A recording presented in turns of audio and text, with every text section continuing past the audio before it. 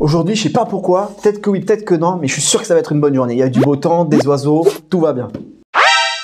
Vous avez rien compris? C'est normal. Aujourd'hui, je vais vous parler de comment faire pour parler et comprendre le français plus naturellement. Comment faire pour avoir l'air plus naturel quand vous parlez et sonner presque comme un natif. Je vais vous donner plusieurs astuces pour vous aider à parler un français plus familier. Un français que vous allez entendre dans la rue. Un français plus vrai. Un français naturel. Le problème avec le français classique que vous apprenez à l'école ou dans les livres de grammaire, c'est que quand vous allez avoir une vraie conversation avec un français, vous allez tout de suite être catalogué, remarqué et avoir des problèmes de compréhension. Première astuce, les mots d'argot. Les mots d'argot, ce sont des mots qui sont utilisés dans un contexte informel pour parler de manière plus décontractée. C'est important de connaître ces mots d'argot les plus utilisés pour pouvoir parler et comprendre le français informel, le français familier. Je vous donne quelques exemples des mots les plus communs. Une caisse, c'est la voiture. Je suis très content, hier j'ai vendu ma caisse. Une baraque, c'est la maison. J'aimerais beaucoup acheter une baraque en face de la mer. Le boulot. Je peux pas venir ce soir, je suis désolé, j'ai trop de boulot. Vous avez compris, c'est le travail. La thune ou le fric, c'est l'argent. J'ai plein de fric en ce moment. Je sais pas comment je vais faire ce mois-ci. J'ai plus une thune. La bouffe. Je vais au supermarché pour acheter de la bouffe. Vous avez compris. Le bordel. C'est toujours le bordel chez toi. Le bordel, c'est le désordre. The mess en anglais. Bosser, c'est travailler. Je n'aime pas bosser avec mon patron. La clope.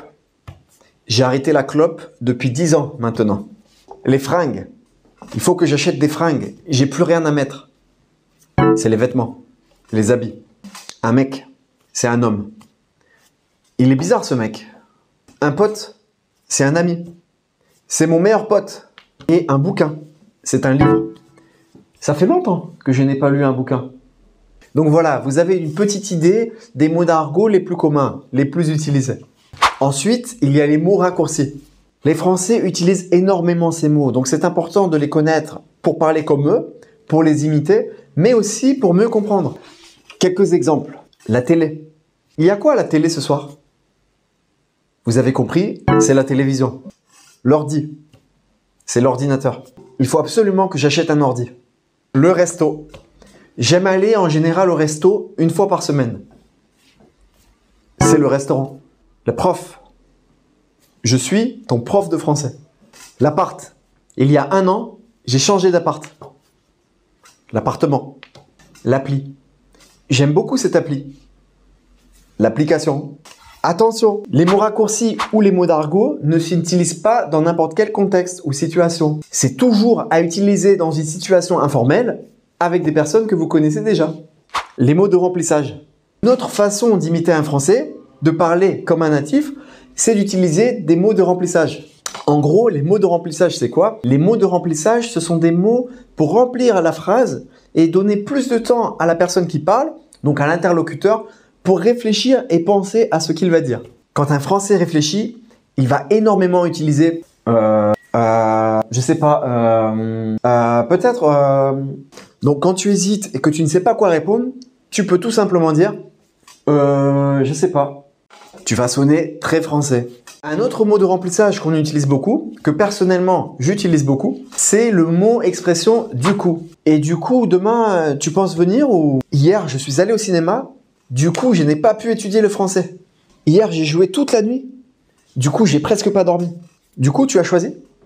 Donc, avec ces quelques mots de remplissage, vous allez sonner, avoir l'air beaucoup plus naturel. Une autre astuce, poser des questions de façon naturelle. Autre astuce, poser des questions de façon naturelle. Je sais que dans les cours de français traditionnels et les livres de grammaire, on vous a appris à utiliser l'inversion sujet-verbe pour poser des questions. Comme par exemple, puis-je avoir du pain s'il vous plaît? Pouvez-vous m'aider s'il vous plaît? Combien de langues parlez-vous? Dans le langage courant, dans le français familier, on va garder la même structure de phrase et simplement changer l'intonation. Comme par exemple, je peux vous aider? Vous pouvez me passer le pain s'il vous plaît? Et combien de langues vous parlez?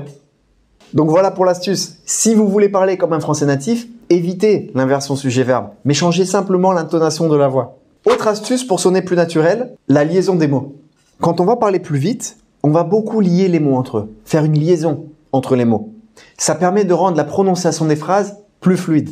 En général, on va faire la liaison entre deux mots quand le premier se termine par une consonne et le deuxième commence par une voyelle. Par exemple, un oiseau. On ne va pas dire un oiseau.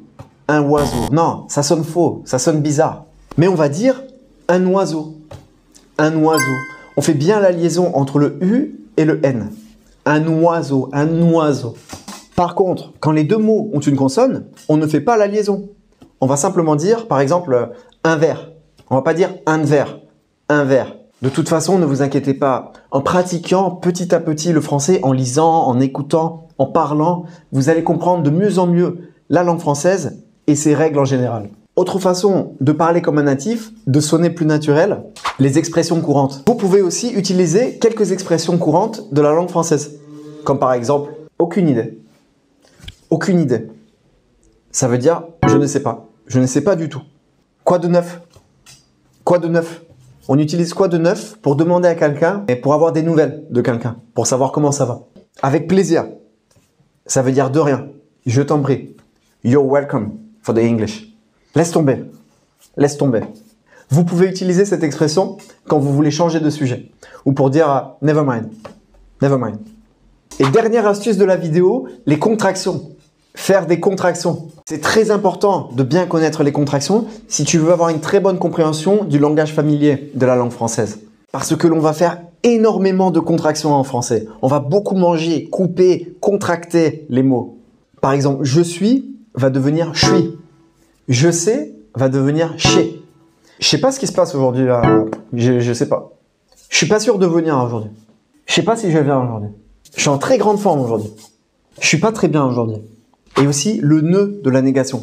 C'est grammaticalement incorrect. Dans le français courant, à l'oral, on va complètement l'enlever. On ne va pas l'utiliser. Par exemple, on ne va pas dire « je n'aime pas le poisson », mais on va dire « j'aime pas le poisson ». J'aime pas le poisson. On ne va pas dire « on ne va pas dire », mais on va dire « on va pas dire ».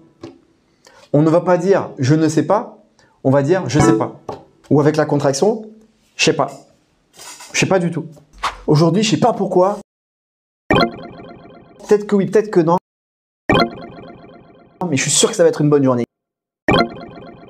Il y a du beau temps, des oiseaux, tout va bien. Donc voilà pour toutes les astuces. N'oubliez pas que ce sont des astuces à utiliser pour parler dans un langage informel, courant, un langage familier. N'utilisez pas ces astuces dans n'importe quelle situation. Et n'oubliez pas, comme d'habitude, si vous avez aimé la vidéo, de liker, de commenter, de vous abonner. Et on se voit dans la prochaine vidéo. Ciao!